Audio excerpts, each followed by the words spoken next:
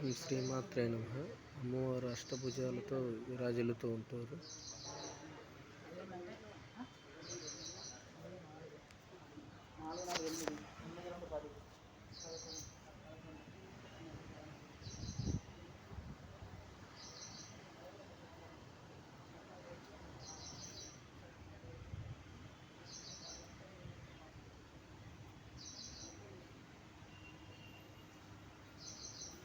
ఈ తెల్ల జిల్లేడు చెట్టు అండి, ఇది వినాయకుడికి ప్రతీక.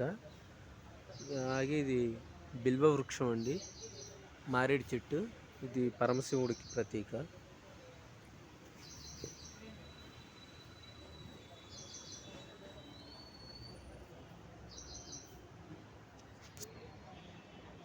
ఇది సుబ్రహ్మణ్య స్వామి అండి,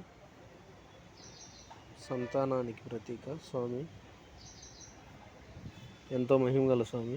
ఇది అశ్వత్థ వృక్షం అండి, అంటే రావి చెట్టు, విష్ణుమూర్తికి ప్రతీకగా ఉంటుంది. ఇక్కడే ముడుపులు అవి చెల్లిస్తారండి గుడి దగ్గర.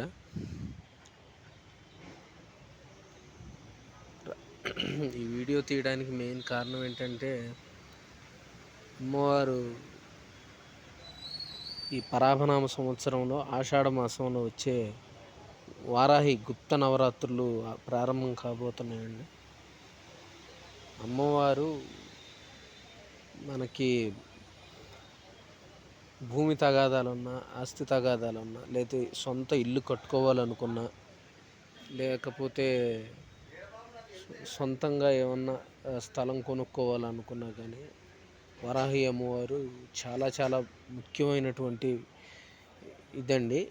ఆ వారాహి అమ్మవారిని మీరు కొలిసి వారాహి అమ్మవారు అనుగ్రహాన్ని పొంది అమ్మవారు కృపకు పాత్రలు అవుతారని, ఏమన్నా కోర్టు తగాదాలు కానీ, భూమి తగాదాలు కానీ, ఆస్తి తగాదాలు కానీ, లేదు సొంత ఇల్లు లేదు, ఇల్లు కట్టుకోవాలనుకున్నా కానీ, అటువంటి టైంలో ఈ వారాహి అమ్మవారిని కొలిస్తే వారాహి అమ్మవారు అనుగ్రహం చేత ఆ భూమి మీ సొంతం అవటం కానీ, లేదా భూమి కట్టుకునేందుకు ఏదన్నా వెసులుబాటు కానీ, కొనుక్కునేందుకు వెసులుబాటు కానీ, సొంత గృహం నిర్మించుకునేందుకు ఏమన్నా వెసులుబాటు కానీ ఏమన్నా ఉంటాయండి. మామూలుగా అంత ముఖ్యమైన, అంత పరమ పవిత్రమైనటువంటి ఈ వారాహి నవరాత్రులు, ఇది గుప్త నవరాత్రులు అండి.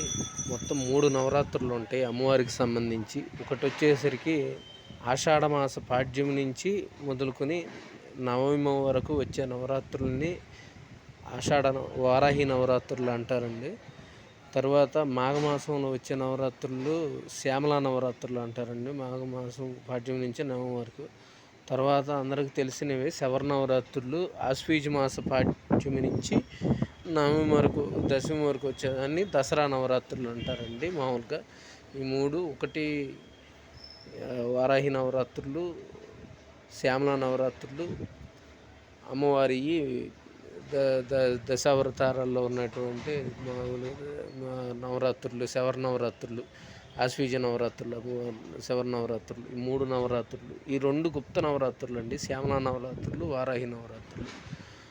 ఆ తర్వాత వచ్చేది అందరూ తెలిసిందే, మామూలుగా దసరా నవరాత్రులు చేస్తూ ఉంటారు.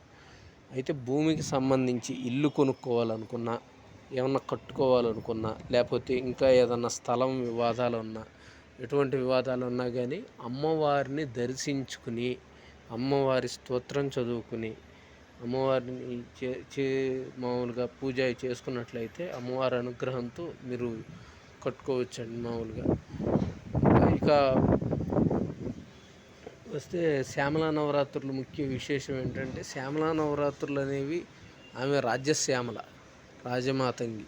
ఏదైనా పదవులు కానీ, లేదా సమాజంలో గౌరవం, డబ్బు, అంతస్తు, హోదా, ఇంకా ఏమన్నా పదవులు మామూలుగా ఆశించి రాజకీయ నాయకులు కానీ, పదవులు కానీ, ఏదైనా సమాజంలో ఒక పెద్ద తరహా పదవి కానీ, చిన్న తరహా పదవి కానీ, ఏ పదవి కావాలన్నా అమ్మవారిని ఉపాసన చేయటం వల్ల అవి లభిస్తాయండి. ఒక అమ్మవారు లలితా పరమేశ్వరికి, ఈ వారాహి అమ్మవారు మన వచ్చేసి ఈ సైన్యాధ్యక్షురాలుగా ఉంటుందండి. మామూలుగా శత్రు సంహారిణి వారాహి అమ్మవారు. ఒక అమ్మవారు మంత్రినిగా పనిచేస్తుంది, మంత్రిగా. ఆ అమ్మవారు శ్యామల అమ్మవారు. ఈ బలం, సైన్యం బలంతో పాటు మంత్రాంగం కూడా అట్లా ఉంటుందండి. ఆ వారాహి అమ్మవారి నవరాత్రులు మీరు చేసుకుని తరించగలిగిన భక్తులను కోరుతున్నానండి. జై వారాహి మాత, జై శ్రీమాత్రే నమః, జై జై శ్రీమాత్రే నమః.